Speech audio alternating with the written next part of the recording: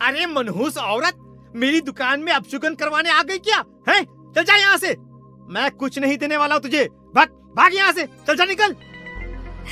भैया जी ऐसा मत कहिए, मैं गर्भवती हूँ, मुझे खाने की बहुत ज़रूरत है, मुझे खाना दे दीजिए। दुकानदार कमला को वहां से धक्के मारकर भगा देता है।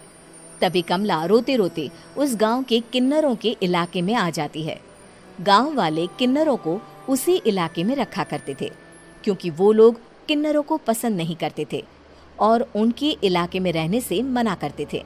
तो किन्नरों ने उसी गांव में अपना एक इलाका बना लिया था। जब किन्नर लोग देखते हैं कि एक गर्भवती महिला रोते रोते उनके इलाके में आ गई है, तो सारे किन्नर कमला के पास जाकर उसका हाल पूछने लगते हैं। क्या हुआ बहन, तुम्हारी गर्भवती अवस्था में इतनी बुरी हालत कैसे है? तुम रो क्यों रही हो? तुम डरो मत, हम तुम्हें कोई नुकसान नहीं पहुंचाएंगे। तुम शांत होकर सब बताओ कि हुआ क्या है। मैं कमला हूँ, मैं गांव के दूसरे इलाके से आई हूँ। 2 महीने पहले ही मेरे पति की मौत हुई है। मुझे गांव के लोग मनहूस मानते हैं, क्योंकि मैं विधवा हूँ और गर्भवती भी। वहाँ के लोग मुझे खाने के लिए कुछ बेचने के लिए भी तैयार नहीं, जिससे मेरा गुजारा नहीं हो रहा था। कोई बात नहीं कमला, हम तुम्हारा ख्याल रखेंगे। किन्नर लोग कमला को एक खाली घर में रहने के लिए जगह दे देते हैं और उसकी देखभाल भी करते हैं। कुछ ही महीने बाद कमला अपने बच्चे को जन्म देती है, पर अफसोस कमला बच्चे को जन्म देते ही अपनी जान गंवा देती है। जब सब किन्नर बच्चे को देखते हैं तो बहुत खुश हो जाते हैं, क्योंकि वो बच्चा भी किन्नर ही था। कमला ने एक किन्नर बच्चे को जन्म दिया था। अब इस बच्चे की देखभाल कौन करेगा? हम तो इस बच्चे को गांव के दूसरे इलाके में भी नहीं भेज सकते। और तो क्या हुआ, इस बच्चे की माँ नहीं रही तो हम इसे पालेंगे। अब ये हमारे इलाके में रहेगा, हमारे साथ रहेगा। फिर वो किन्नर उस किन्नर बच्चे को गोद ले लेते हैं, उसका नामकरण कराते हैं। उस किन्नर बच्चे का नाम शक्ति रखा जाता है।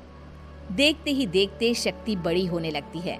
उसके रंग रूप बहुत सुंदर थे। वो बहुत सुंदर किन्नर दिखती है।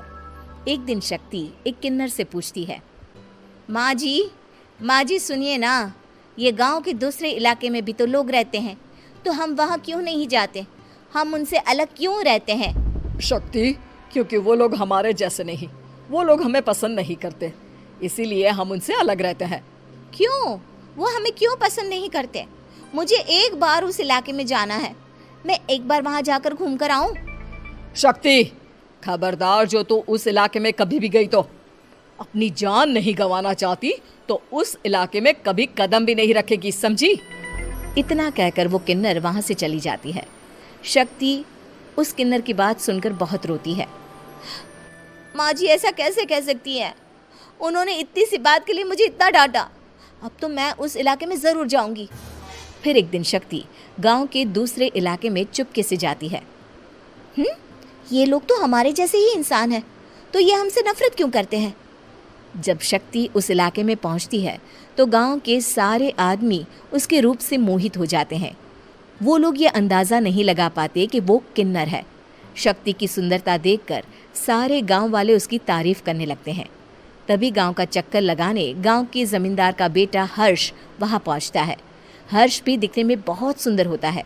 जब हर्ष ने शक्ति को देखा तो वो भी उससे मोहित हो गया, और जब शक्ति की नज़र हर्ष पर पड़ी तो वो हर्ष को देखकर मोहित हो गई। आपको पहले कभी इस गांव में देखा नहीं। इस गांव में आप नए हैं क्या? जी नहीं, वो मैं बस। तभी शक्ति बोलते बोलते रुक जाती है और मन में सोचने लगती है, अगर मैंने इनको बता दिया कि मैं दूसरे इलाके से आई हूँ तो वो समझ जाएंगे कि मैं किन्नर हूँ, इसलिए मुझे इनसे झूठ ही बोलना पड़ेगा।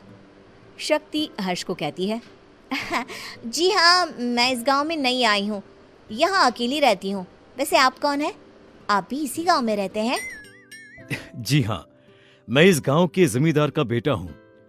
आपको किसी भी चीज की जरूरत पड़े तो आप मुझे बता देना, मुझे अच्छा लगेगा।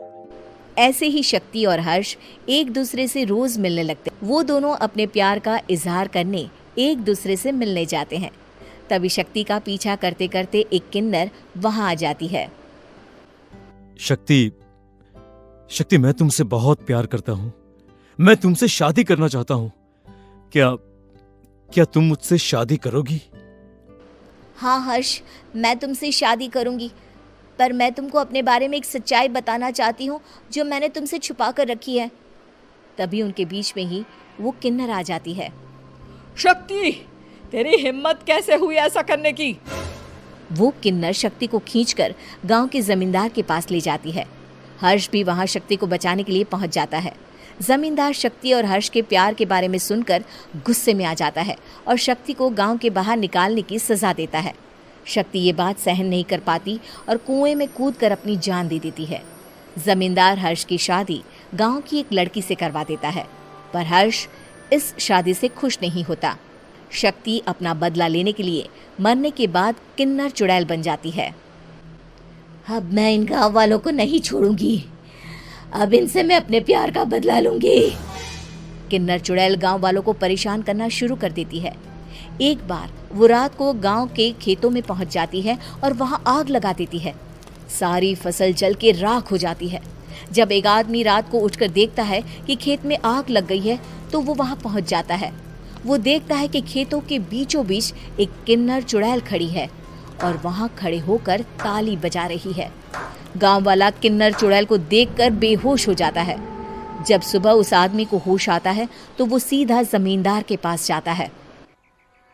अरे जमींदार साहब, अरे वो किन्नर चुड़ैल ने मेरी सारी फसल जला दी। अब मैं क्या करूंगा? क्या होगा मेरा? जमींदार चुड़ैल किन्नर का नाम सुनते ही सब कुछ समझ जाता है। अब वो बहुत डर जाता है।